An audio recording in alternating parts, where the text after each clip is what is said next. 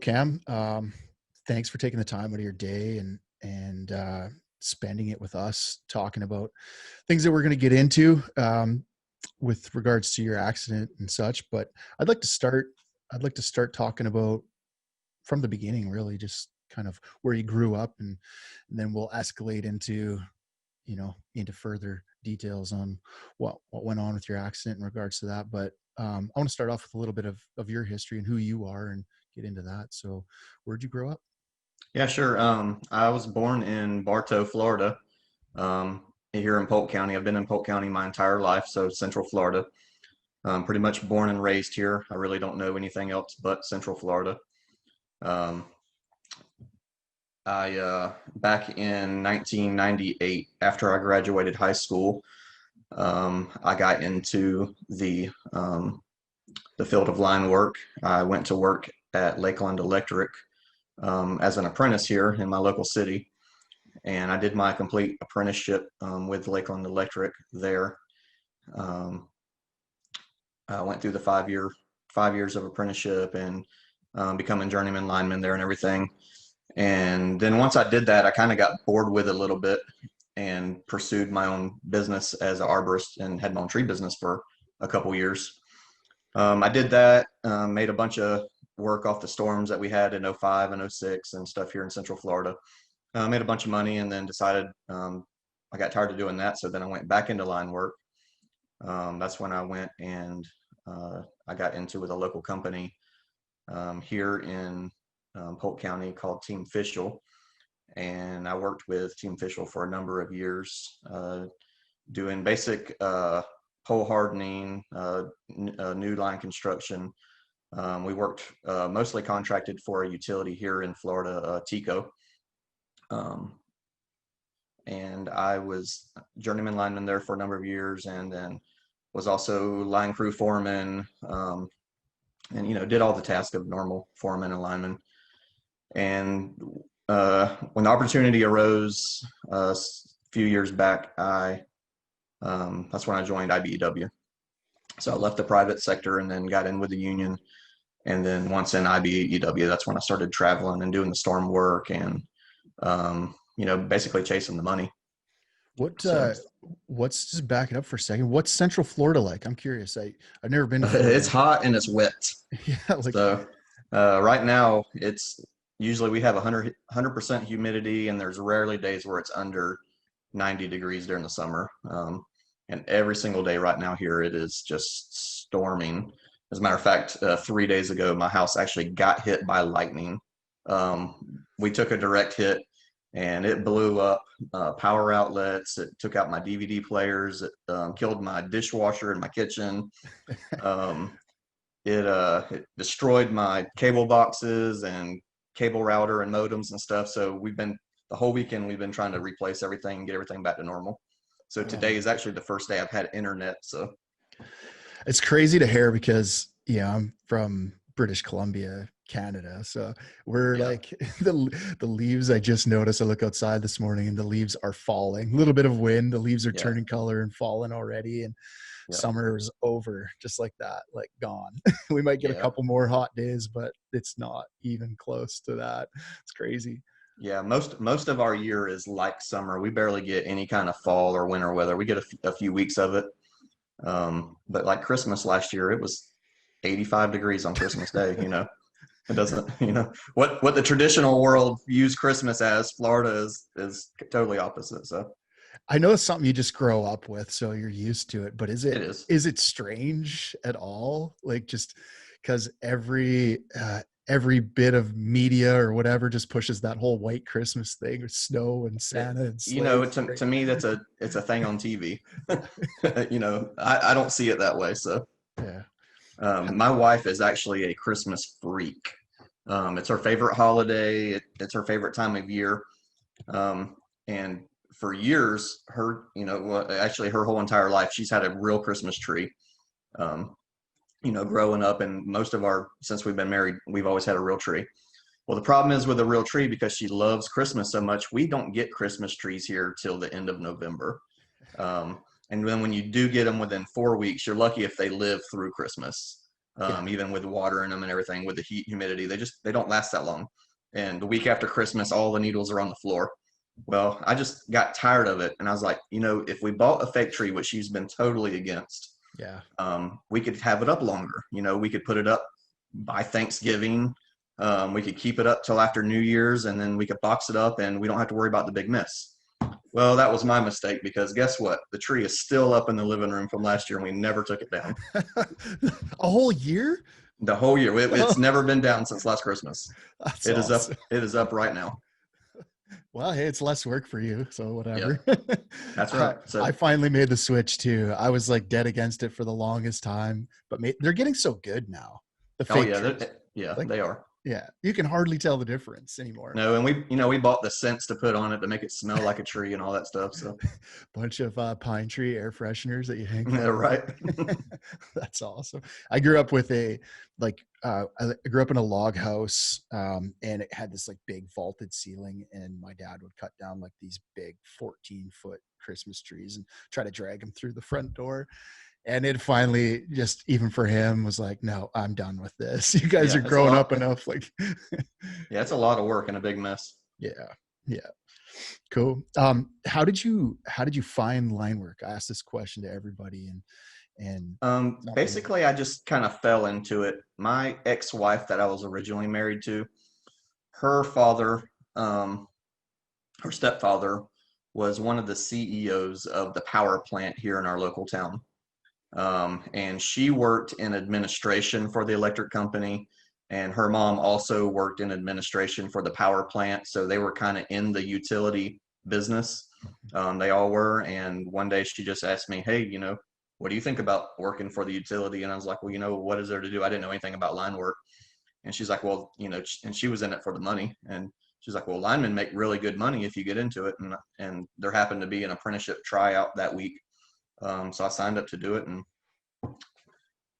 all downhill from there. And it's so at the time it was just that easy. Like there's some guys out there listening right now going, holy shit. Like I've Oh, been oh trying yeah. for 3 years to get in.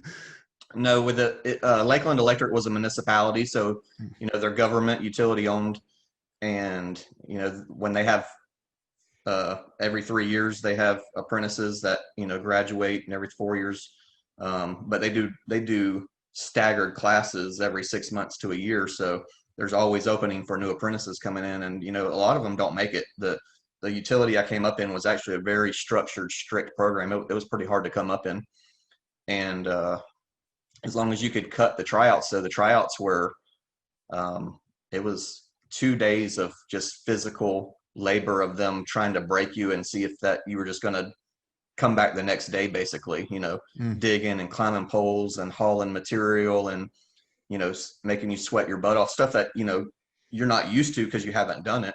Yeah. And they just want to see if you're basically physically up to the challenge, if you're going to, try your hardest and do your best at it. What were some things you think that made you like, did you do anything? Did you play sports as a kid or things like that? Like what made you cut out for it? I was very active in sports. I played baseball. I played a little bit of football, not much. My biggest thing was I wrestled in high school. I was captain of the varsity wrestling team. So I was in shape. I didn't weigh much. I've never been a very big guy. At that time, I was 120 pounds soaking wet, but I was all muscle. So, I was like a frog going up and down the poles. Um, I'm just asking you these questions because these are questions I continually get in my DMs, kind of like from young guys and men and women.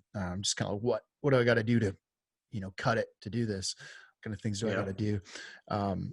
So be in shape. Yeah, definitely one. Yeah, being in shape. But one of the biggest things is really the mentality of just being prepared to do the work, to handle the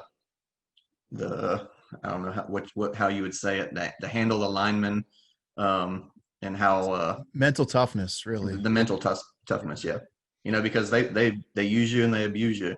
And that's kind of the lineman thing. What they do with apprentices. When you get there, you're a grunt, and you're their grunt, and they want to abuse you and see how much abuse you can take, and it's kind of the fun part. So did you just naturally have this, or did you like talk about two things: work ethic. Like, where do you think that came from? Something you're just gifted with or born with, or you see it in your mother and father or Yeah, relatives? both my mother and father were extremely hard workers with me growing up. Um, my dad, I rarely ever seen him. He worked out in the mines in Mulberry, where I grew up. We're the phosphate capital of the world. So they dig phosphate, big drag lines, big giant holes and stuff. I didn't know that. And he worked out there day and night um, for years and years and years. And that's all I ever known was, when he came home, he was home for a little while and then he'd go back to work. He was always on call, always leaving. And my mom was um, a manager for a grocery store chain here, Publix, and she did that for over 30 years. And Wow. so they had a really good work ethic, which they instilled in me. And my whole life, I have always, I've always believed. My dad taught me, if you're going to do something, do something right. Yeah. And if you're going to do it, 100%. Don't halfway do it. And if it's not worth doing, then don't do it at all. So that's always been my motto. It's funny how it's not funny, but it's crazy how, like, something so simple just instilled again and again and again in somebody, in your kids, Hmm. like that, can produce like a crazy work ethic. Like, Right. something simple, like just saying something like that, like, whatever you're going to do it 100%. You Yeah. say it once or say it 100 times, but say it, I mean, it like clicks with somebody, and that's all they need to like have that gear. Right. And me personally, I don't like to fail. I don't like people to look down upon me and say, he's no good. Mm. So that's one thing that really drives me. I've always wanted to be something good in somebody's eyes. I didn't ever want anybody to look at me and say, yeah, I don't want him on my team, or, he's not going to cut it. Let's get somebody else. I didn't, that hurts me inside. So it was always, to me, I'm going to do my best. And if I fail at when I'm doing my best, then I fail. Mhm. Everybody fails at something sometimes, but as long as I knew I was doing my best and I was working my hardest, then that's what was okay with me.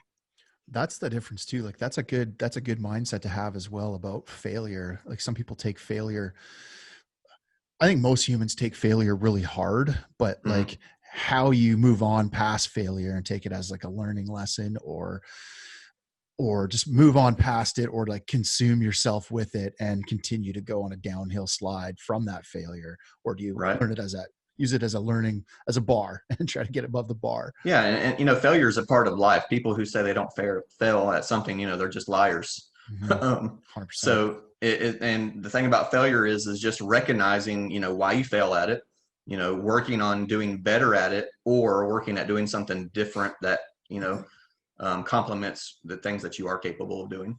Yeah. So how did you get into the arborist career?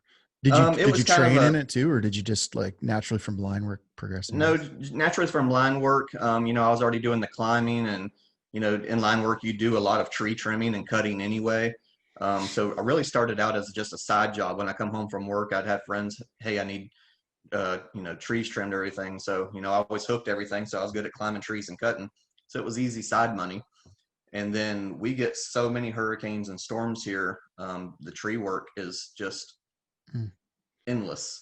You know, This shit grows it, it, too. it Must and it just. grows so fast, right? And to me, it was quick money, and I was good at doing it. And if I could do something at my own pace on my own time, it was fun for me. And it was just something new things I was learning. And I think that was part of it. Why I really got into it was because I was learning the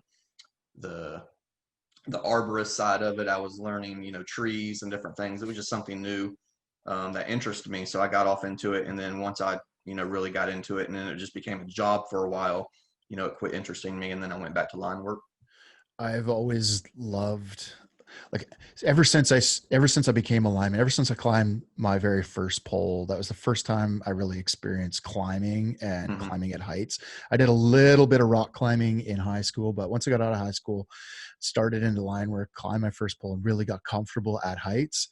Yeah. um it's just progressed from there. I ice climb now, and I love being at heights, and I've Yeah. always loved I've always loved the rigging aspect Yep. of arborist work. And I had two big trees in my front yard once, two big fir trees, and I hired an arborist to come. like a residential arborist to come cut them down because I just wanted to watch him work. I wanted to see how he's rigging this stuff. Yeah. And it's something I could have just drove the bucket truck home and took him down myself in about half Yeah. an hour, but I hired him out for the whole day just to watch him work because it was amazing seeing him go up one tree, limit all the way up, rig off the top, drop, swing to the next tree, like, I don't know. It was just cool. And how he rigged everything and dropped it all neat and tidy and cleaned it up. I just thought it was fascinating. I sat there and watched him all day long. Yeah, and I really think that's one thing that drew me to it was the technical aspect of it, just like line work. Mhm. The more technical something is, the more I like it. The more dangerous it is, the higher it is, the faster it is. It draws me to it. Yeah, totally, man. I get it. Um, so arborist, how long did you do that for? I did that for 5 years. Did you have your own trucks and I chippers did. and Yeah, stuff like that? Yeah. I had the Did you, whole shebang. did you keep it or did you just sell it all when you went back to line work? No, eventually I just liquidated it all. I made most of my money back off everything, so everything I made was profit. And when I got tired of it, I just liquidated it all and went back into line work.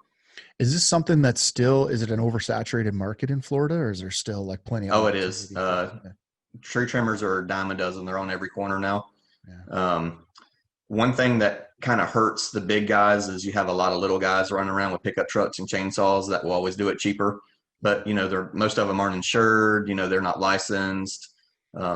So people have to be careful with that. But the the tree market here, there's room for everybody. But um, So when you go to hire these guys, is it just like the utilities and the bigger companies that they make sure they got certified proper people, companies doing this? And is it just the private homeowners and stuff that hire the ragtag? even in the private sector, there's a lot of tree companies here in Florida. Lots of them. There's a lot of work to go around. So especially when the storms come, Cool. Um, just like with line work. where'd you go when you went back into line work? Where'd you go to? I was here still local, here in Plant City, Hillsborough County, Florida, and that's where I was working for the contractor with Tico. What do you think of crew dynamics in the line trade versus, being an arborist? I think the dynamics, the whole part of being a team and a brotherhood. I really like that aspect. I like the feeling of family. I like the feeling of when you come to work, people know who you are, where you come from. They have the same, lifestyles most of the time, the same ethics, the same, kinds of backgrounds. A lot of linemen are very similar in different ways in the way they think and they operate. And I like just the dynamics of being around people who are like-minded like me. Mm. And you think you notice a difference between the two, like being somebody who's gone two different like Yeah. career paths, big Oh, difference between the definitely. two. Yeah. Yeah. Maybe, I think the line family, the brotherhood of it is it's a whole thing in itself. There's nothing like it that I've ever experienced. yeah. Um, so what did you get into mostly for work? You stick distribution or did you venture into transmission? Yeah, most of my career I was distribution. Uh, I was distribution lineman, and we did overhead and underground. So I was pretty traversing both. Mostly overhead though, a lot of climbing, a lot of bucket work, single phase, three phase. Um, did a little bit of transmission work in my early career, not a whole lot. It wasn't really till I started with the union where I really got into heavy transmission work. In Central Florida, just because I don't know the area, is there lots of like stuff that's inaccessible really by vehicles? Like, There is, especially here in Polk County where I'm at. I've heard people that are, in the line industry say that, we're one of the hardest places to work. When people come here for storms, they're like, I've never had to climb so many poles in my life because we have a lot of backyard easements, and a lot of it's old and rickety, and it's hard to get to, and it's covered in trees. So we do have a lot of, easement work here. hmm. how long were you lineman? How long were you lineman for? Basically, like when did you start? When did you get into it? Total of 19 years. Oh wow, good for you. Yeah. What year did you start? In 2000. Yeah, 2000. Yeah, cool. Same as me. Yeah. I got my ticket in 2004. So it's Yeah, 2000 or 2001. And I topped out in 2004. yeah, about the same. Um, so how will you move from being an arborist back into line work? How long before the accident did you work in power lines? I went back into line work in 2008, so it's been a while. Yeah. I know. I don't math worth a shit either. I always get somebody else to do Yeah, that. Anyway, that was a few years. um, about so 10 years. so being from Florida, obviously, like you're talking about, you can like storm work's just a thing. It's just something that you can probably bank on every year, working storm. Well, here storm work is almost a year-round thing, so it never ends. Yeah. Um, so obviously you see some good money in that, and you start Absolutely. moving into that. So what took you, like what was the big push to go, okay, well, let's go storm somewhere else besides Florida? So basically, the driving factor was money for me. I got to a part of my life to where I just got really money hungry, and working in the private sector, the money was good, but it wasn't as good as the union. The benefits weren't as good, the compensation wasn't as good. You didn't get the per diem. You were working the overtime, but you weren't getting, the kind of money that union guys were going and working side by side with you. Mm, I could see them working and they'd be making, $5 to $10 more than me and Howard doing the same exact thing or even less. And it's like, why don't I do that? So so that's what that you made the switch at that point. And yeah, really the money was the driving factor for me to switch to union. so where did you go? First of all, I'm with IBEW 222 here in Reddick, Florida. And my first job was in Tampa. I was working with Ellie Myers. Cool. Where did you go? Like, okay, so we keep talking about the accident. Maybe give a brief, like synopsis of what happened without getting into detail, and then we'll kind of dissect and go through the day and the events. Okay, so we had Puerto Rico got rocked by a hurricane in 2017, Hurricane Maria, and so while I was with the union, I decided to jump on with the company and go over to Puerto Rico to work this storm. And Puerto Rico was pretty much devastated by this hurricane. That their whole entire island was out. Um, so at that time in September, Octoberish of 2017, that's when I jumped on and went over to Puerto Rico. And was planning on, I was told we could be over there anywhere from 3 to 10 months, was what I was really originally told. And I really had planned on going over there and staying the duration of the storm as long as it took, because it was going to be the most money I ever made in my life. Um, so what happened? So basically, I was working transmission over there. Most of the mountains in Puerto Rico were non-accessible at all by trucks. We had dozers over there cutting our own roads. We were using helicopter most of the time for work and transportation up and down to the lines from our landing zones into the mountains where the work was. And on January 11th, 2018, I was working a structure.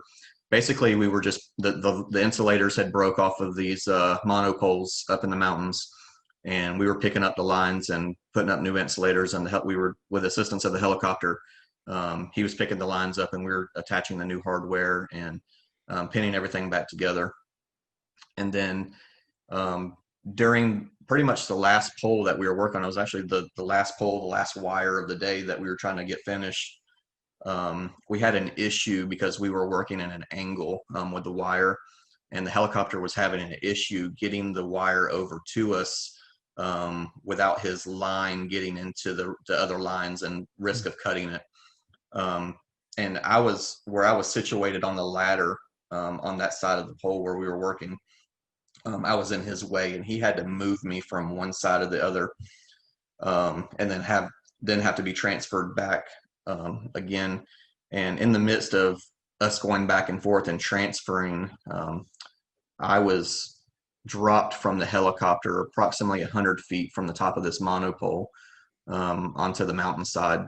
Um, and it was give or take 100 feet. Where I landed was actually lower because the mountain was on an incline and the pole was slightly higher from where I landed. So there's really no telling how far I dropped. It was around 100 feet. But me, the ladder, and probably 300 pounds of material and equipment all went to the ground together. Um, and, you know, right there beside the pole. So let's unpack this a little bit. You set up to this point, you worked a lot of distribution, and this your, like, kind of first real experience with doing some transmission work? It was, especially helicopter work. My stint over in Puerto Rico, I had worked, there approximately 2 months before the incident happened, about 8 weeks. So I had a lot of time underneath the helicopter and flying back and forth and doing it.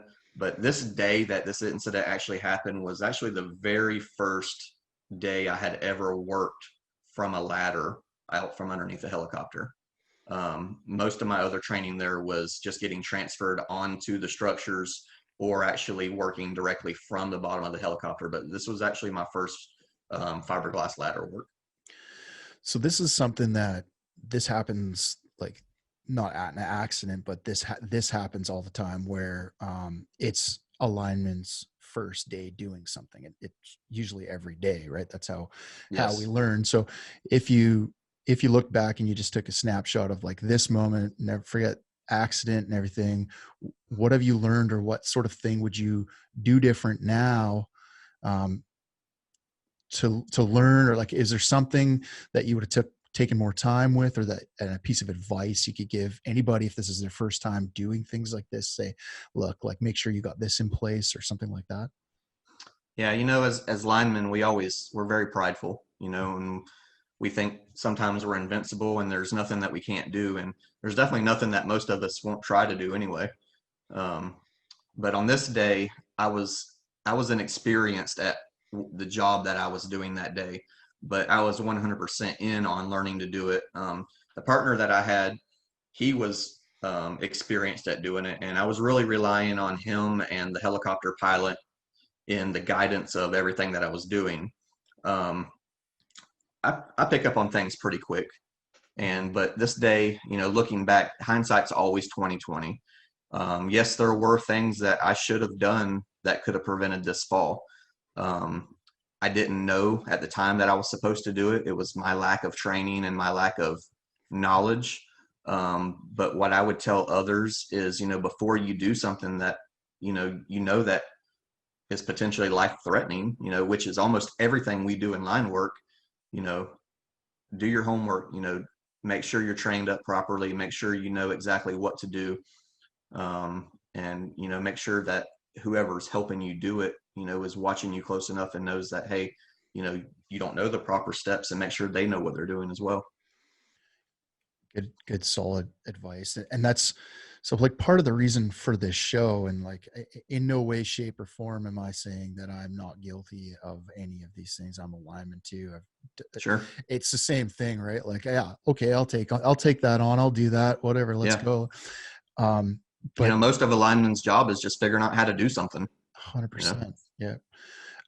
I, what I see more and more of, and it's probably just because of the advancement with the internet and social media, you see Hmm. more and more uh, of what's going on out in the world. You see more of it. Yeah. And a lot of what I'm seeing is, like, it's, like, really questionable. I'm like, okay, guys, like, that's pretty sketch looking, even to person who's done all of that. Like, Yeah, right, right. hung off the bottom of helicopters, off ropes, sat on the side, whatever. I've been there, Hmm. done that. A lot of what I'm seeing out there is, not a lot of it, some of what I'm seeing out there looks pretty freaking sketch. And I'm just wanting to get across to guys, like, just you don't have to do it. Like, Right. It's friggin' rock star work. It's the coolest shit you'll ever do. It is. It's Yep. fun. It's flat out fun, and you're qualified to do it. But take a second, make sure you're squared away, make sure your pilot's squared away, make sure the gear's squared away, make sure Yep. make sure you're trained in what you're doing. Ask questions. If you haven't got it and you're just nodding your head going, yeah, yeah, yeah, but you haven't really got it figured out, Yeah. make sure you got it figured out, man. Exactly. And I think all of us at some point in time are guilty of that. You know, we have that pride and we have that work ethic and we got the, hey, I can do this no matter what, and we're going to figure it out. But sometimes, you know, we skip those steps of really making sure that the safety measures are in place. And it's an oversight. And sometimes the oversight can really do damage like it did in my case. Yeah. Um, so what did that day look like as far as um, tailgate meeting, tailboard, whatever you want to call it, pre-job planning, training? The pre-job, the tailgate is pretty straightforward. We would get together, the whole group. We had a crew working on the ground at a couple of different structures before and after the ones we were working on. I think we had a span of about 4 poles we were working on.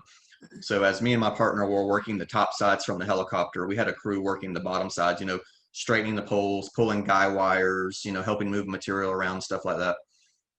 So we all got together. We did our tailboard like we do every morning. We made sure everybody knew who was doing what, um, where everybody was positioned. We went over what we were going to be doing on the top side. I was given instructions on, you know, this is going to be the order of events. You know, we're going to do it this way. This is the material each one of us are going to be responsible for.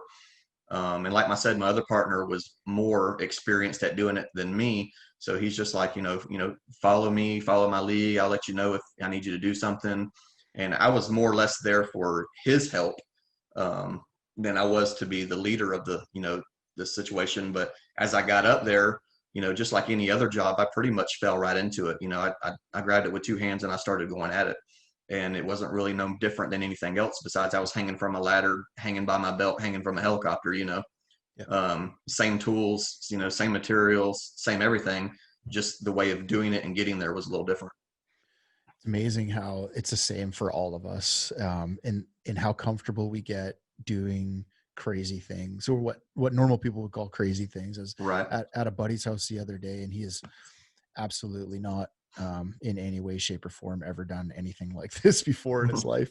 And he was asking me, like, how did you get, like, the heights is just one thing I'm not, I never been able to get used to. And like, how did you do it? I'm like, honestly, man, like I would walk around at 150 feet in the air on little pieces of steel. Like it was like I'm walking on the ground. Like I'm really Yeah. not even paying attention to where my feet are going. They just know where to go. And he just looks at you like, oh my God, you're crazy. But really Um, it's not. yeah, it's not. One thing that was crazy on this day that was abnormal to our job was on this monostructure, they had 3 hollow steel arms for the 3 phases. And one of the structures that we were on, the arms were completely slapped full of honeybees. Mm. And we had to, the guys riding out the lines before discovered this. So they actually ordered us like beekeeper suits to put on before we went up there. So on top of all of our belts, all of our gear, all of our goods that we were wearing, we were also completely covered in these white beekeeper suits, and we had to like tape up our gloves and tape up our necks and our feet and everything so they couldn't get into us. And when the helicopter lowered me down, my buddy Russ was actually up there first, and then the helicopter had already disturbed him when he got there, and then he brought me in and lowered me down to the ladder, and it looked like just a fog of bees. It was crazy, and the noise from the bees was almost overtaking the noise from 50 feet under the helicopter. It was crazy. And once I got on the ladder, we were just completely covered in them. So not only did we have to, think about all the work we were doing and what we were accomplishing and all the technical aspects, we were also covered in bees. It's a wild feeling. Hey, I had the same experience in South Texas. They have those Africanized killer bees, they Yes. call them. Yeah, same thing, bee suits. And had that experience. This is like going up in a bucket and you're getting towards the top and it's like tink off the hard hat, then tink, Yep. tink, tink, tink, tink, tink, tink, tink. And it's just like this hum, feels like you're Yep. energized, and they're trying to get in your fingers. And Oh like, yeah. I don't know, for somebody who's not used to that, yeah, I that's crazy. That's crazier than heights to me. Yeah. I And hated it. so that I just had to really just ignore and pretend they weren't there and try to do my job, because your reaction is to get them off of you and to swipe them from your face in there, but you just really had to just leave I, them alone and work. yeah. You keep waiting for one to get in Oh and yeah. you're just like, oh yeah, Yeah. I don't know, I'm not a big fan of the bees. No, I don't like them. um so this was last pole, last structure, last wire. That's Yeah. usually the case, right? Yeah. And Like, we had already done three structures before this one. so at this point you're getting pretty comfortable, probably. Like, I'm Yes. assuming you're getting pretty comfortable with what Yep. you're doing. And I was getting the routine of the order of the process of how things going. We're going with the helicopter and the wire and the material and moving back and forth. So it became a rhythm. So with the gift of hindsight, I'm gonna call it a gift because you're still here, thank God. Yes, sir. um with the gift of hindsight, what was different looking back, if you remember, recall, or had anybody talk, what was different? Like, what changed for this one that caused this? So, like I was saying, with the lack of knowledge that I had of what safety protocol was, and um, exactly what can and what cannot be done, I think what actually happened was on the last structure, we might have gotten to a hurry. There were storms moving in. Um, we had it was really cloudy. It was dark cloudy. It was precipitation, a really light precipitation, but it was almost the setup of a horror movie. It was kind of just a dull, grim day, and that affects a lot of what the helicopter does. The helicopter is already up there in altitude because we're in the mountains. There's downdrafts and side winds and everything, so he's already having a hard time, which increases the heat of the helicopter and how much fuel he uses in the consumption. Um, so one of the things I learned that day was there's different devices for what the helicopter does. He has man lifting devices, he has cargo lifting devices, he has hooks and grapples for lifting wire and material and stuff. And the order of transferring between wired material, he would have to fly back and forth to the LZ, approximately about 12 miles, in order to change devices every time we did something different. So if we were lifting us to move, he would have to go back and get his man lifting devices. If he had to move wire or material or something, he had to go back and have it switched out and come back and forth. So that was a process that he would have to go through. On this last structure we were working on, as I was telling you, the wire was in a hard angle, and he was using basically a grapple hook to pull the wire up to us. And I was in his way, and the lines were in his way. So what had happened was he needed to move me and the ladder. My partner was on the pole, strapped to the pole. He had to move me and ladder basically up to the static line arm on the other side of the structure just to get out of his way. So whenever he did that, he went back. He got the double locking mechanisms, for lifting me, and came back, lifted me up, and then had to go all the way back. Got his hook, and then he was able to lift the wire up. And my partner was on the pole over there. Basically, I'm just standing over there on the ladder watching, out of the way, and because we had to be away from the tag line. So he hooked it all up and got it all out of the way and everything. And once we did that, we had one more wire to do. Or actually, that was the last wire. We pinned it, but I had to go over there and get back onto that, on the arm of the ladder, so that way we could finish up the work. So instead of going all the way back to the LZ to get to change the mechanism out on the tag line, basically what the pilot did was he came over and he dropped the hook down to me. When he did that, I attached the hook to the tether of the ladder, and I didn't know any better. and I hooked it to the tether of the ladder. And immediately, it's almost like when you say, there's a perfect storm, like 5 different things happen at once to create a problem. And there was a series of events that happened. Um, he went to pick me up with the tagline before we give head signals for the helicopter to up or down. And before I was able to give him the head signal, as soon as I attached the ladder, he was lifting me up before I had the safety chains off of it. So he was actually pulling against the safety chains, and I could not get the ladder undone from the arm. So I'm trying to instruct him with my head signals to lower me back down onto the arm, because there's about a 6-inch gap between the hooks and the arm. And in doing that, things kind of got frantic. I'm like, oh crap, he's pulling against the whole pole trying to get me off this arm. I fought with the chain, which seemed like forever, but really was probably seconds. And finally, I got the chain loose because he was not recognizing my head signals for some reason whatsoever, or else just him fighting the helicopter was not enabling him to do what I needed him to do. I really don't know, but it was a frantic situation. Once I got the safety chain loose, the ladder pretty much sprung up off the pole, and because he had pressure on me. And once he did that, I think he compensated for it, and then he lowered me back down real quick.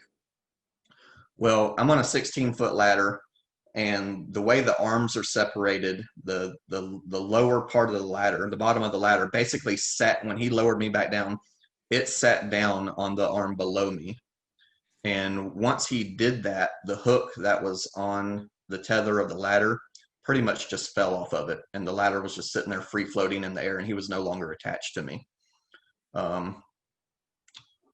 So once that happened, which I didn't even realize till moments later, the helicopter pilot lifted back up, which I was no longer attached to him, but the ladder started slowly going backwards off of the structure. I kind of had the sensation I was falling, and in my head, I thought he was lowering me down really fast. And and I didn't realize I was going backwards. It just felt like I was going down. Once I became vertical with the other lines and I was looking straight up at the helicopter is when I realized I was no longer attached to the hook. Once the ladder came vertical from the arm, it kind of shot off the arm horizontally, and there I went to the ground. Wow, buddy. Well, thanks for sharing that. Do you remember much about after? I remember every second of it. I was awake, all the way to the ground. And people say, man, that 100 foot, that must have felt like it took forever. No, it felt like it took a split second. Like once I realized I was falling, I was hitting the ground. I remember the impact is what's fuzzy, because when you impact something that hard, it jars you so much. I can remember feeling the impact, but I don't remember much of it. I remember there was no pain involved with it. There was no, oh, this hurts. It was so hard that it just, bam, it happened. And then I was laying there looking at the sky. Once I was laying there looking at the sky, my head was ringing. The ringing in my head, I think just from hitting the ground, was just loud. Kind of, you see TV shows where explosions go off and they give the simulation of people's ears ringing. Yep. That's kind of what my head was doing, and I really didn't have any sense of what was going on around me except this loud noise in my head. And I remember looking up at the dark clouds in the sky, watching the clouds go by, and I kind of tilted my head and I looked over and I could see the structure where I was at, and I could see my partner at the top of the pole. And that's really when I realized, hey, I'm not up there anymore. I'm laying on the ground. What just happened? Mm-hmm. Were you like, oh, like I'm alive, or am I gone? Or really, the first few minutes, it was just like orientating. It was like, man, this sucks. The pain. I was in shock basically. There wasn't any pain yet. There wasn't any, like I was just laying there trying to figure out, what the heck happened and what's going on. What was the rescue like? So as I laid there for a few minutes, as my hearing started coming back, I could remember, I remember my partner, and this is one thing that kind of, people say things that haunt them. This is one thing that haunts me, things I have nightmares about. My partner was on top of the pole screaming my name. And I imagine he was screaming it pretty loud. And I remember him screaming it. He was trying to make his way, there was hooks, on the structure, and he was trying to make his way down the structure. And I remember him screaming my name, but I couldn't answer him. I remember my lips moving, but I couldn't get anything to come out. Mm-hmm. And he climbed down to approximately about 30 feet from the ground, and that's where the ladder ended, basically the hook ladders. And he had to jump the last 30 feet. So he jumped 30 feet off the structure onto the ground to get to me. I do remember I had the radio to the helicopter on me. And it was underneath my back laying on the ground. And I can remember in my head hearing the helicopter pilot calling Mayday, Mayday. We have a man down, going through emergency procedures that he would go through. I can remember hearing that. And, slowly my senses started coming back. I started getting a little pain here and a little pain there. I looked down at myself, and I could see my hands and wrists didn't look normal. They looked like they were, mangled up. My legs and stuff were not in a good position. My back started hurting. Everything started kind of coming back into zone. That shock was wearing off. But I remember Russ getting to me, and I really don't have a timeline of how long it took him to get down off the pole and to me. I would say less than 10 minutes, if even that. I really don't know. But I can remember him coming to me and hovering over top of me. And seeing the fear in his eyes, the way he looked at me, is when it really set into me, man, I'm messed up. I'm in a bad situation. That's when it really scared me, was when he looked into my eyes. And I could see the fear in his eyes. How did he handle it? Okay. He was handling it good. He was trying to calm me down. He was talking to me, telling me it was going to be okay. He was,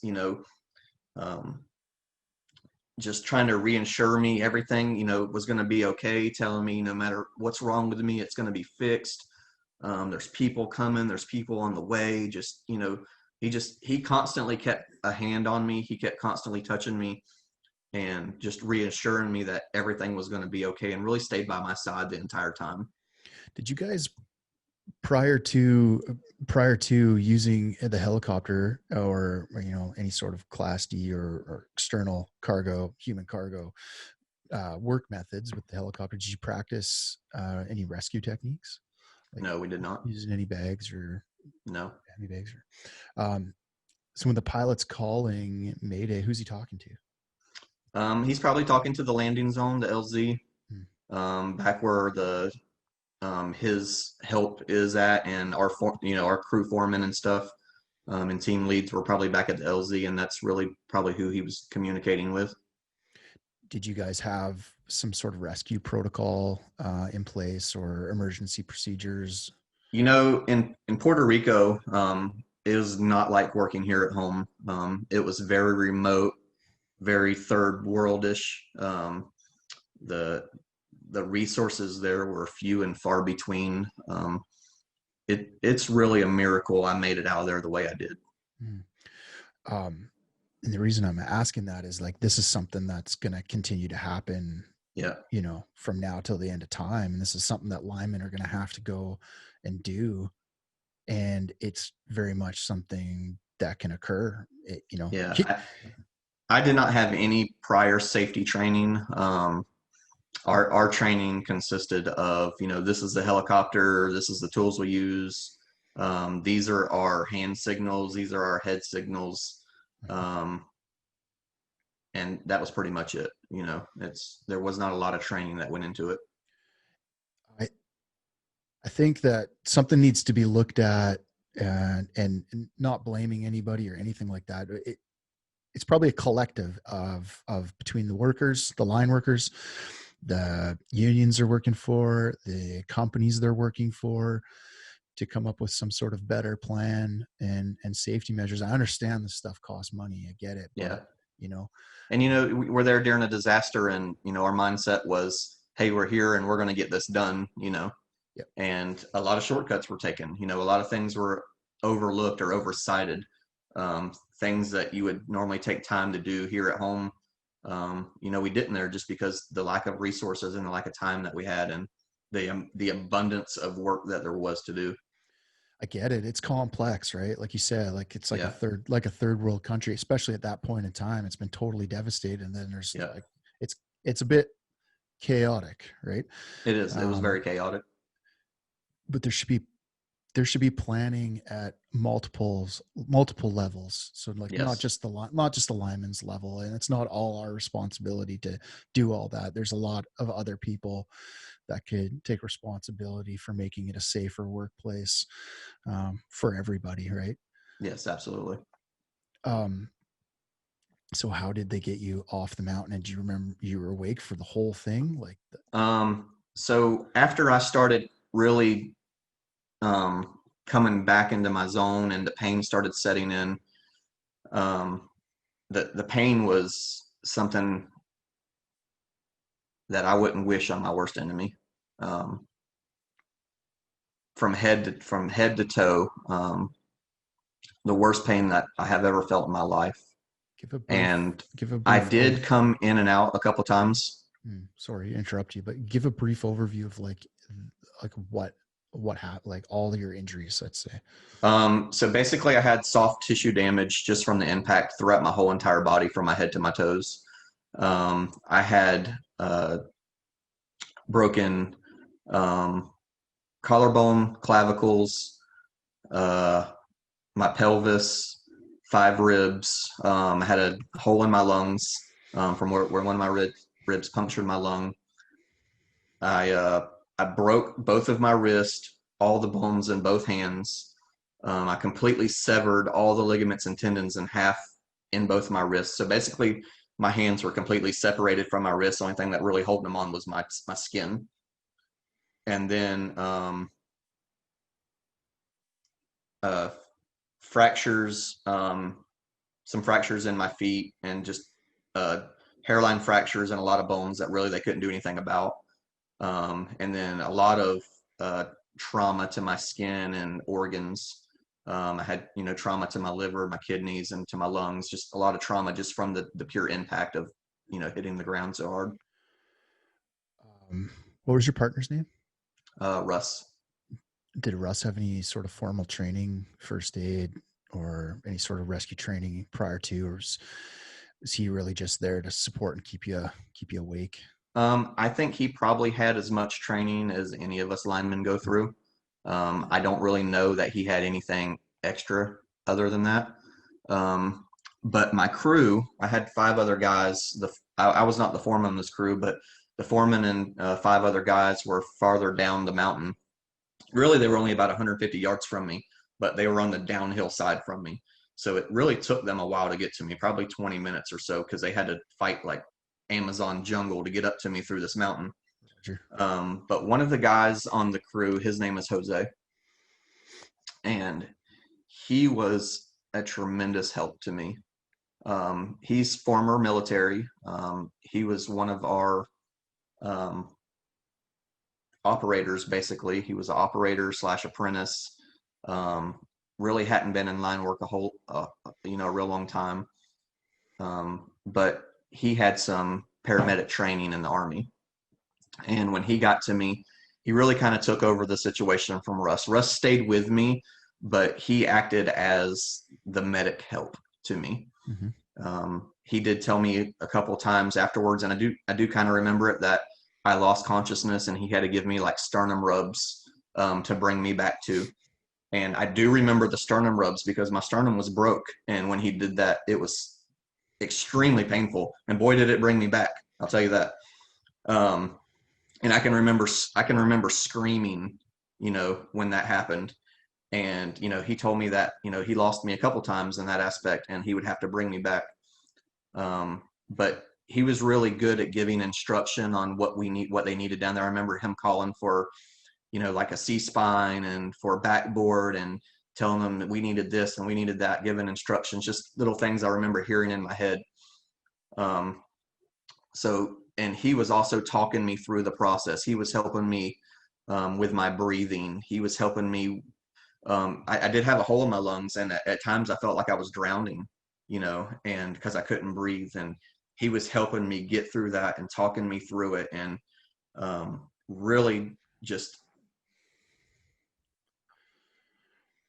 sometimes I don't know if I would have been able to get myself through it if he wouldn't have been there with me. The overall rescue, the time that they got an ambulance there, I think was a couple hours of me laying on the side of that mountain. They first got an ambulance to me, and then they had to put me on a backboard and lift me person to person. There were some locals there that lived on top of the mountain that actually seen the incident, some Puerto Rican locals, and they came down there to help me. So there was a bunch of people talking Spanish around me that I couldn't understand what they were saying, but they were helping me, and they were some of the first ones on the scene. And they were helping get the equipment off of me. The ladder was on top of me. They were cutting my belts and my clothes off. They were, they did a lot of stuff before, my crew even got there to me.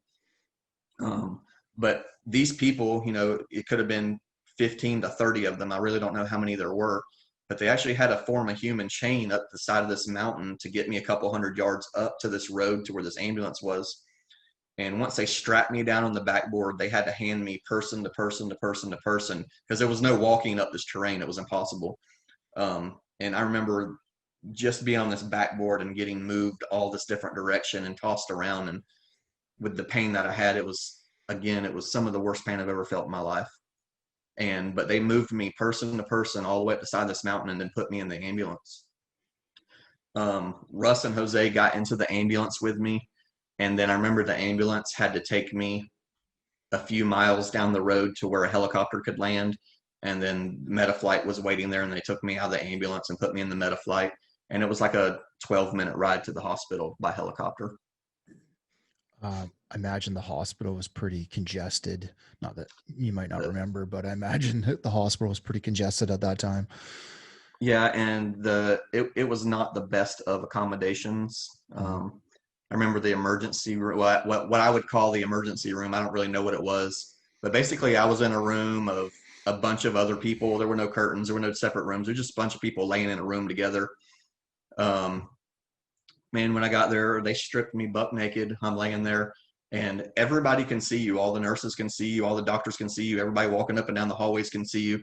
They didn't have any blankets to put on you. They didn't have sheets. You're just laying there naked in the middle of everybody. Jeez. Oh, sorry to laugh, but holy. Yeah. I guess if it's one of the things you can laugh about, that would be it. The hospital situation was not the best at all. How long did you have to spend there before they got you back stateside? So I was there 3 days, and I actually refused surgery while I was there. I had a friend, a coworker that was working with us while we were there. And on a weekend that he took off, he went on a motorcycle ride, rented a bike to, ride around the countryside. And he ended up getting into an accident, dropped the bike and broke his leg. And while he was there, they went to put a rod in his leg and they split his bone in half. Oh, Jesus. And just totally messed his leg up. And he had to come back here and have multiple surgeries in order to fix what they messed up. So after hearing that, I'm like, I don't want y'all to touch me. I want to go back home to my hospital. They did put me under a couple of times against my discretion, and they tried to reset my wrist, which they did not even know that my tendons and ligaments were ripped in half, so the bones weren't going to stay together when they try to set them. So they actually put me in surgery 3 times that were unsuccessful while I was there, after I kept telling them, no, I don't want it, before my wife got to me. The company had got my wife, and unfortunately there were no connecting flights that could get her there the day it happened. So she spent the night, she had to go from Florida to Texas to Puerto Rico. She spent the night in Texas, and then the next day she got to me, and then having her there, she was actually able to speak and be an advocate for me and reinforced, hey, you're not touching my husband anymore. And, you know, her and the company and whoever else came up with a plan to get me back to the States. Um, they obviously did a good enough job. It just like, or you did this, like, what kept you alive at this point? Like, You know, this is a story that's really a part of my testimony, and I could probably talk about this for hours. But you know, this incident physically, mentally, and spiritually changed my life, and it really brought me closer to God than I've ever been in my life. I've believed in God and Jesus Christ my whole entire life. I've always been a God-fearing man, but I have never followed or been the Christian that I know I should have been in my life prior to this incident. Um, on the side of that mountain that day, laying there in the pain that I was in, I genuinely thought I was going to die. Um, I prayed to God that day that no matter what I did, no matter what the outcome, no matter what would happen to me, that if He would just save my life that day, that I would be a better servant to Him throughout the rest of my life. Literally, tears in my head. I prayed that prayer over and over again. Please, God, don't let me die, because I really, the pain that I was having, and the troubles that I was having on the side of that mountain, that's what I thought was going to happen. mm, you just carried that through just day in, day out. I did. I prayed over and over and over and over again. Let me get through this. Let me get through this. Let me get through this. I'll do whatever you ask me to the rest of my life if you just let me get through this. I want to see my wife again. I want to see my kids again. Was there moments, any moments that you felt, you know, felt him speak back to you, feel his presence, like anything that kind of was like, I, Once I got off the side of the mountain, and I was in the hospital, and I'm sure I was getting morphine or pain meds or something. Once I did that, you know, I kind of had the sense of, you know, this is going to be okay. I'm going to get through this. But then it was just, it was really up and down. Some moments were really good, and some moments were really bad. yeah. Um, so the doctors or whatever doctors, nurses there, like what, you just on some pain meds and trying to organize your wife when she got there, trying to organize you getting back home. Like who organized that? Who takes that on? Your insurance or your company? I think my wife was working with the company that we were with. I had to be on a backboard. I couldn't sit up, you know, I couldn't ride on a conventional airplane. So they had to figure out a way to get me back, and still, you know, be on pain medication, be hooked up to an IV, be on a backboard and stuff. So they ended up having to rent. What ended up happening was the company rented a private jet, and my teammates basically carried me from an ambulance out of the ambulance and kind of had to maneuver me. The jet wasn't made for a backboard.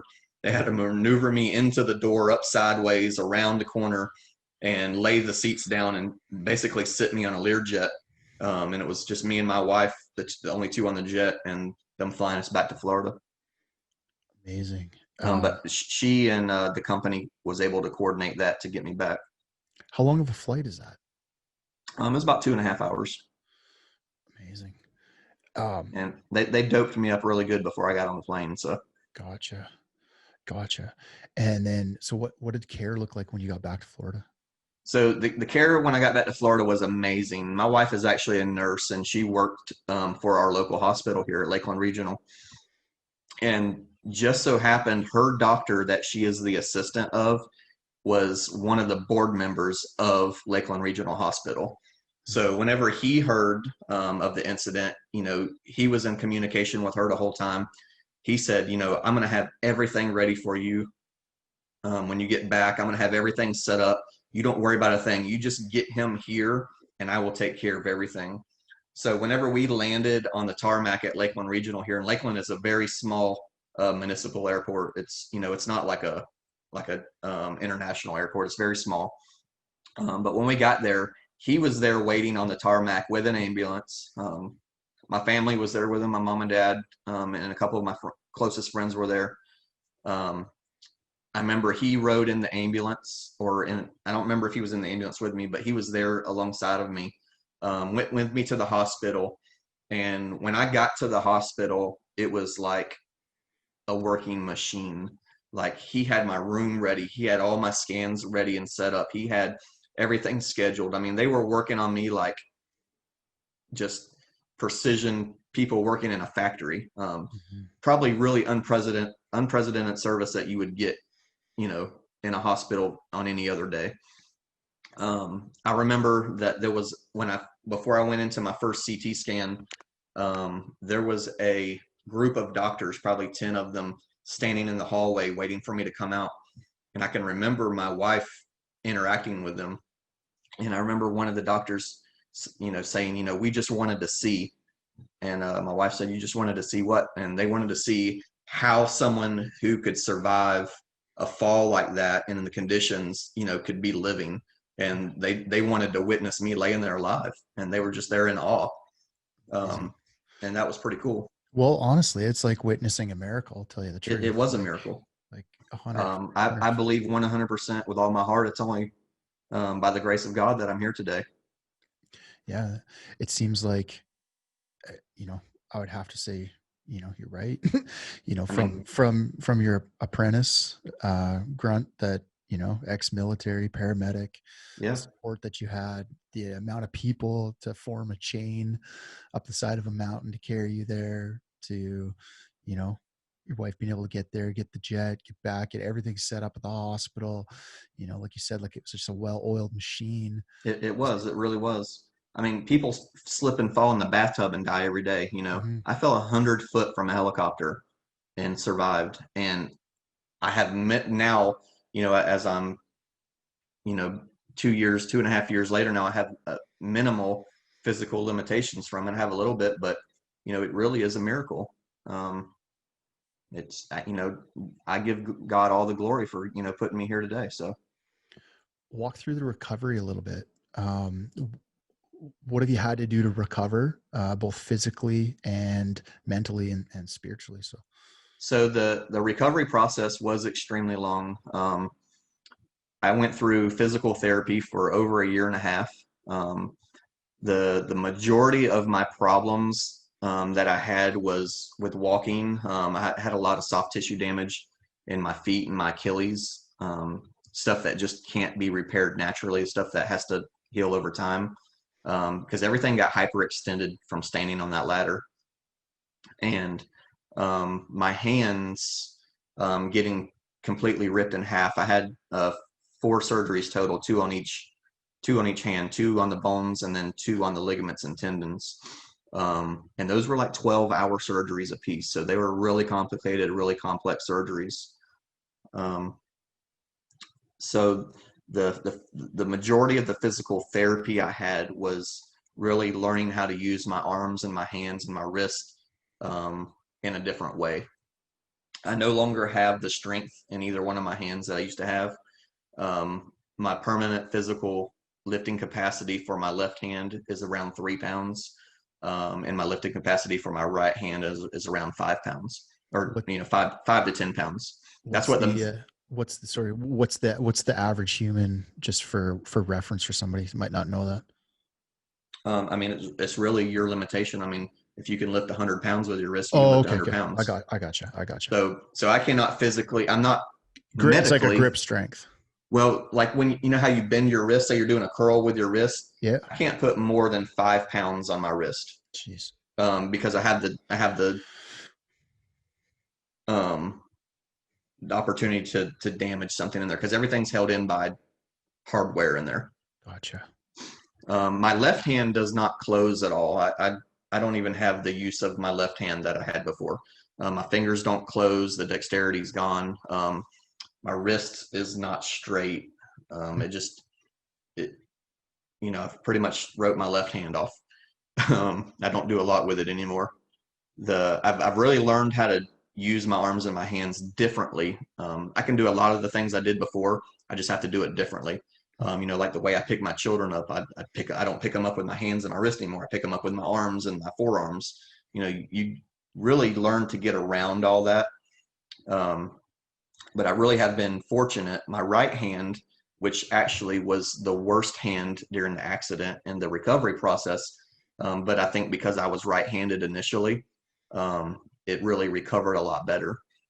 So with my right hand, I have good strength, but not great strength. Like I can't open a mayonnaise jar, or really I can't open a Coke bottle. I don't have the grasping strength in my fingers to hold on to anything. But I put more weight on it than really what I should. I max it out and I do more than what's there. But I have to be really careful because the doctors have put a shelf life on both of my hands. I do have ligaments tearing in between the two bones, the lunate and the scaphoid bones in both hands. And the doctor has told me once that ligament lets go, then they'll have to fuse those bones back together. And then once that happens, I will lose permanent use of both of my hands. And they told me that that's just going to physically depend on how hard I use my hands. They said it could happen in 1 year, it could happen in 20 years. The harder I am on my hands, the faster it's going to be. Let's hope that technology continues to improve as fast as it is. And, Right. Yep. you know, But I went through a year and a half of physical therapy, strength training, getting my fingers to move. Because for months and months, I was in cast and I was immobilized, and I was just, laying in a bed basically. I was on painkillers, I was on morphine, I was on Dilaudid, I was on Oxycontin, um, I was on uh, muscle relaxers, Percocet. I was on all of it, and just because the pain was so bad. And with all the ligament and tendon damage, I had a lot of nerve and sensory issues. For 6 months, I didn't have any feeling in my hands or fingers. I couldn't feel anything. You could poke it with, they'd poke it with a needle, and there was just no feeling there. Over time, that did come back. I have certain portions of my fingers that still have no feeling, like dead spots, but most of my feeling has come back. But the nerve pain that I get from that throughout my arms and my shoulders and stuff, is crazy. So at first I was on a lot of nerve pain medication. So I had to deal with that for a long time too. similar to like somebody who's been burned Yes, or something absolutely. like that. Is it just come and go in like waves and just It does. It comes and goes, and it's not as bad as it used to be. And really, the part of this is the mental toughness, is learning to tune it out. Um, over the years as linemen, I know a lot of us, we tune pain out anyway. Mhm. Like standing on poles and your feet hurting, you learn to tune that pain out, and it doesn't bother you anymore. Doesn't mean it doesn't hurt, but you don't feel it after a while because you tune it out. And that's really what I've done. I got addicted to the painkillers. Um, I started noticing about 5 months into my recovery that a certain time at night, my body would start going into withdrawals. I would get cold sweats. My body would start aching. I would start really having like flu-like symptoms, where I really felt sick. But then after I took my meds, because my meds were on a 3 time a day in a 24-hour period schedule, and it happened to fall where my meds, I would take them at 1 o'clock in the morning every night. So I would have to get up at midnight. I had to eat something and then take my meds. Well, it got to where about 9 o'clock in the evening, my body would start telling me, "Hey, it's time for you to take your meds." And from 9 o'clock to 1 o'clock, I was like, I was basically an addict. I was going into withdrawals, and my body was hurting, and it was killing me. And at first I thought I was just getting sick, and then my meds were so strong they were just counteracting me getting sick, but it wasn't. I was addicted to them. I told my wife, I said, I don't like this. Um, I actually have a brother that is a full-fledged alcoholic, and he's been my whole entire life. And addiction has ruined his life. And addiction is one thing that I've never had in my life. And I have told myself I'm not ever going to have it in my life. So I told her, "Hey, I'm not doing this anymore." I quit everything cold turkey in one night. Well, the next night my body said, "No, you ain't."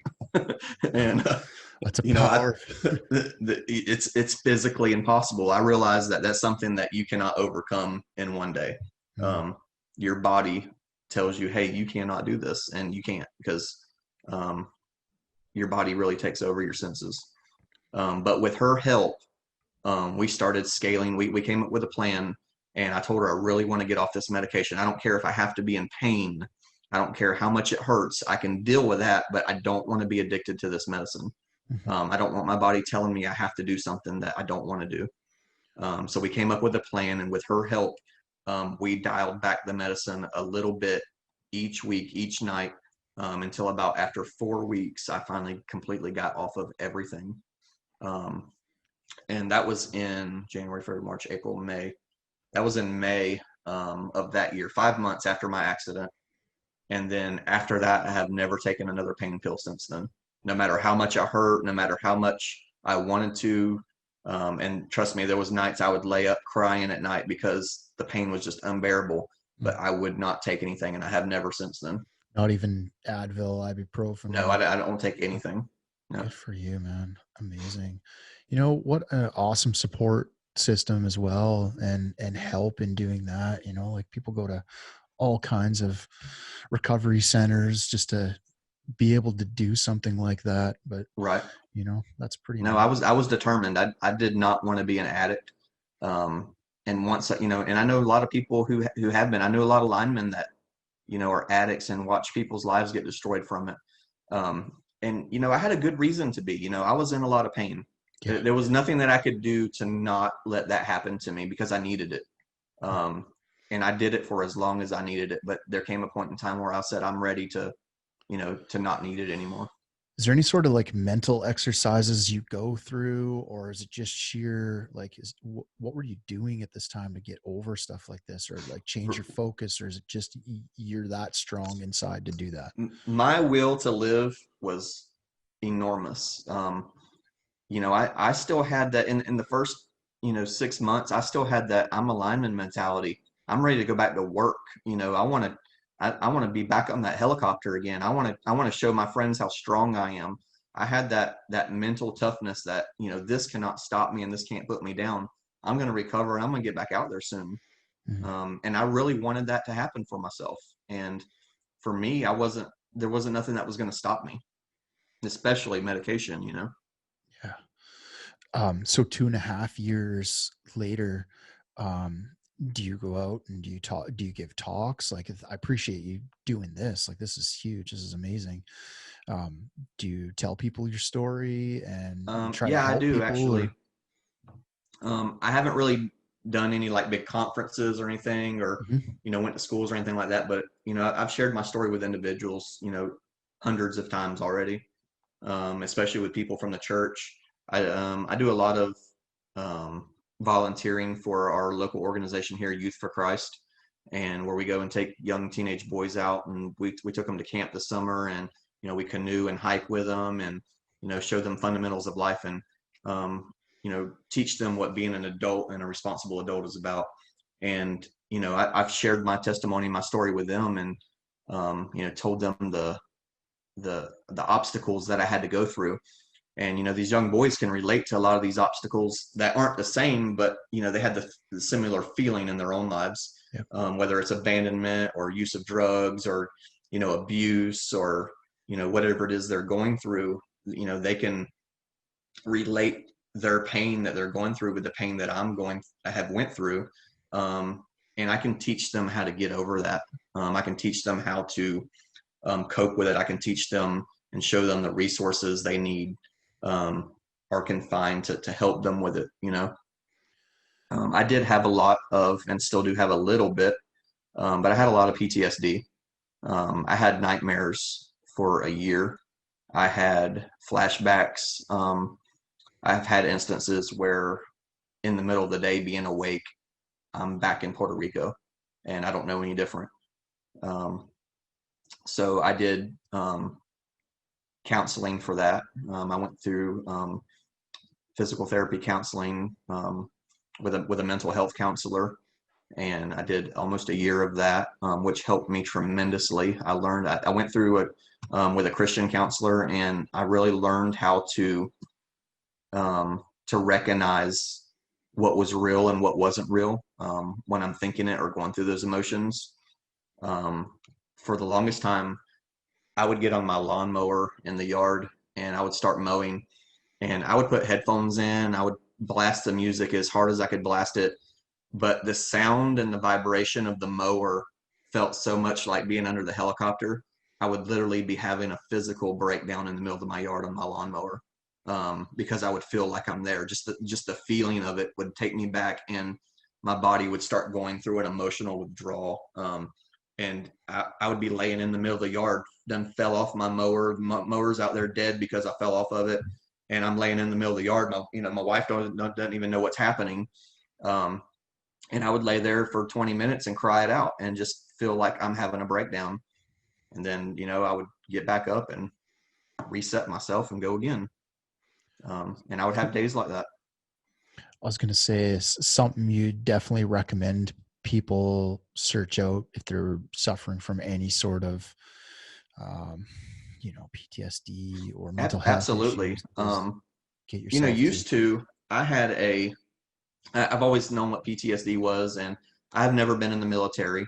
I have never experienced anything like that. But to me, never experiencing it until then, I always had the kind of feeling of like, what can these people really be going through? How much, like Mhm. just get over it, and I really had a bad perception of people who had PTSD because I Yeah. didn't know what it was about. I didn't understand it. And I had never experienced it, but it's real.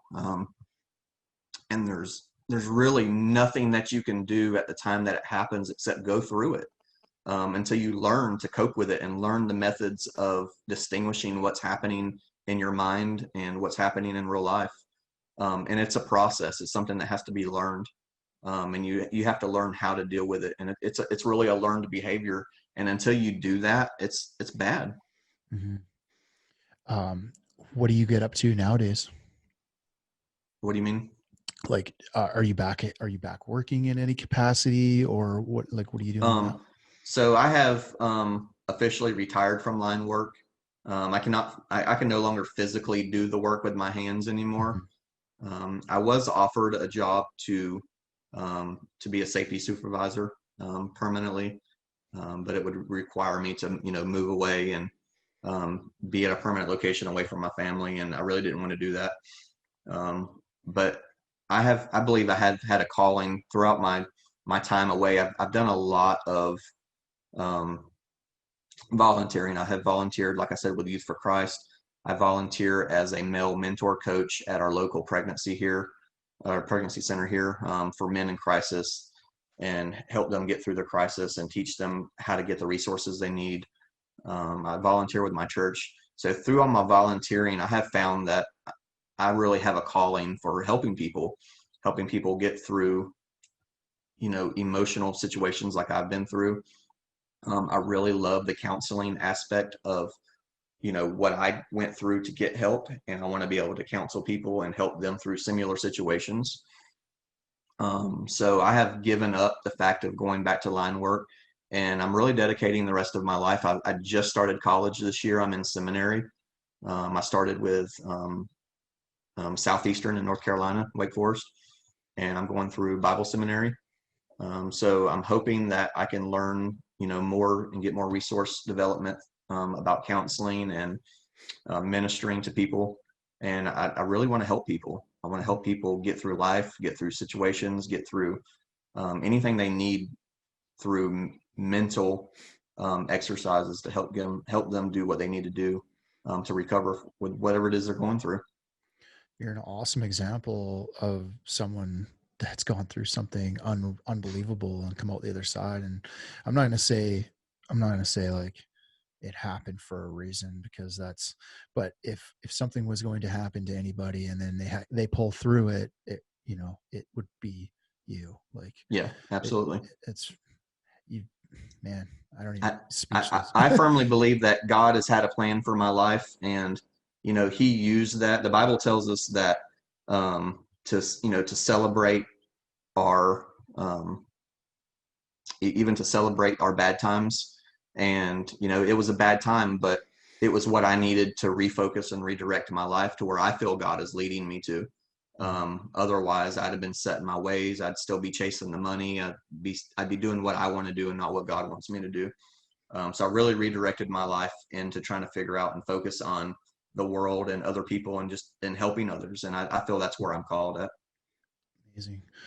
Well, I've kept you for a long time, so I'm gonna just lighten it up a little bit here. And what do you do for hobbies, and what do you do to get out and enjoy life? Um, I love hunting. I love fishing. I'm an Cool. outdoors guy. We do a lot of camping, Cool. anything outdoors, recreational. I like, being outside with my kids, take them tubing to the lakes. We have a big chain of lakes here. Cool. So we ride the lakes a lot, and we do a lot of fishing and camping and hunting. What's camping like in Florida? Is it a good place? It's hot. Yeah. It's probably not like where you are. Yeah. It's mosquitoes year round. You got to have a lot of off and thermocell. But in the fall and winter months, it's not bad. It's a little bit cooler where you can stand it. But so we usually do most of our camping, November through April. That's crazy. Yeah, we do camping at that time too. We dig snow caves. Yeah, here that's when it's in the 80s, so that's good for us. Oh man, what a mind shift that is. Yeah. It's crazy. I, I got a story of working in January in northern Alberta at minus 40 Celsius, which is like, I don't even know what that translates to you. It's probably similar, actually. It's just cold. Yeah. Water freezes instantly. When you throw it up in the air, it freezes instantly. Going from that to South Texas, like I was working on a job up a tower, and the boss called. When I came down for lunch, boss called at lunch and said, "Hey, they need some bear handlers in Texas. Do you want to go work a job there?" I was like, "What's the temperature?" He's like, "I don't know, but it's probably warmer than where you are right now." I was like, "Okay, when do I got to show up?" He's like, "Next week." Okay, done. I'm there. I don't care. I'm done with this cold. Yeah. Yeah, it's crazy. What do you hunt? We hunt small whitetail deer here and hogs, mostly. Do you venture out ever outside of Florida? Have you gone on any? I hunt a little bit with my nephew in Georgia, but mostly just Florida hunting. I do a lot of public land management area hunting. It's not very productive, but it's fun. I just like being in the woods. Yeah, To me, it's not really about killing anything. It's just being out there in nature and being in God's creation. I love sitting in a tree stand, before daylight and just listening to the woods come alive. That's the best part to me. yeah, yeah, totally. I remember that's actually one of the parts I miss about working on right-of-ways is when you'd shut everything down the odd time, shut everything down and just get to lay on a grassy hill and just listen to the trees and Yeah. listen to the leaves blow and smack in the wind. And yeah, then somebody says something dumb. Yeah. um, Absolutely. Cool. Okay. Where can if people want to get a hold of you or want to talk more about like if this resonated with anybody and people are going through some shit and people want to reach out, or you on any social media or anything like that people get? I'm on Facebook. I believe anybody can locate me there. Okay. Other than that, um, I'm not really on anything else, but they can find me there if anybody ever wants to get a hold of me. I mean, they could come through you. Yep. You're more than welcome to give my information out if somebody wants to talk or, relate to something that's going on with them or, Sure. Figure something out. Just have somebody to talk to. I'm willing to do that. What church do you volunteer at and do you attend? Is there a way someone in your local area get a hold of you that way as well? Yeah, absolutely. I'm a member of Heartland, which is in Winter Haven, Florida, and I'm a member there, an active volunteer. I'm actually also in the pastoral mentor program there. But if they contact Heartland Church, any one of the pastors there would know who I am and they could get a hold of me as well. Awesome. I super appreciate your time today. Thank you so much for going through that again. Um, there's a lot of people that listen to this and definitely a lot of line hands that are going to get something out of this. So I appreciate you taking the time to do it and Yeah, absolutely. And this is one of those stories I could talk to you about it, in 20 different directions for hours and hours and hours. One thing I would like to say before we go Mhm. is through this incident, I one person I really, really, really give thanks to, and that's my wife. 100%. Um, Without her, I wouldn't have got through all this. She spent 9 months with me here, um, helping me, you know, hand and foot. She lost her job. Um, she quit life as she know it to take care of me. And in the beginning, it really caused a lot of problems when you're with somebody 24 hours a day, 7 days a week. It's stressful and it's hard. And she went through an enormous amount of emotional distress herself, aside from what I was dealing with. It was just as hard on her as it was for me. Um, and we had to go through counseling, with our marriage, and um, we had to really work on ourselves. And I'm so glad that we did, because um, as hard as it was on the two of us, I can't ever imagine going through it with anybody else. So if I could ever give anybody a word of advice, no matter what you're going through, no matter how hard it is, your spouse loves you. And it's hard on them as well. So don't push them away. Don't uh, don't hate them for your hurt and your anger and what you're going through. It's not their fault. And love them, and value them for what they are and who they are. Because without my wife, I don't think I would have made it through this the way I did and been as successful as I did. As hard as it was on the two of us, she really has just loved me unconditionally through all this. And to flip this a little bit as well to your wife's perspective, um, I know it's just putting like you're speaking for her, but what sort of things did she do um, to get through that as well? Like you said, her life completely changed as well, and she's taking care of you essentially, and you're not Yep. able to take care of her back until you're a little further along and you get through some counseling. What was Mm-hmm. some stuff that she was doing to get through, or people she was leaning on, or things like that? Luckily we had a great network through our church. With family and friends in our church, there was a lot of people there to back her and to support her and to help her. People she could talk to. But I'm not going to lie, it was rough for her, and I know it was. Yeah. We had a lot of hard days. There was a lot of days that she threw down the towel and was like, I don't want to do this anymore.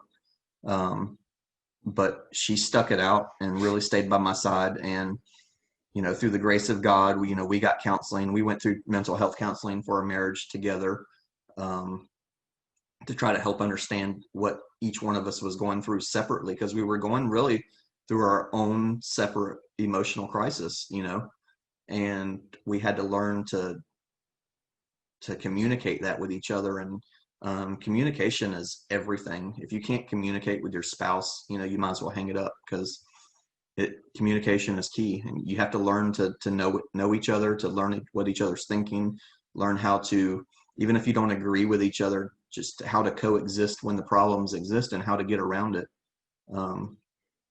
I believe that God has put us here on this earth to be with one person, and even though that doesn't always work out in life, I think we should try our hardest, no matter how hard things get in our life, um, to make it work with that person and to do everything that we can. She sacrificed everything for me.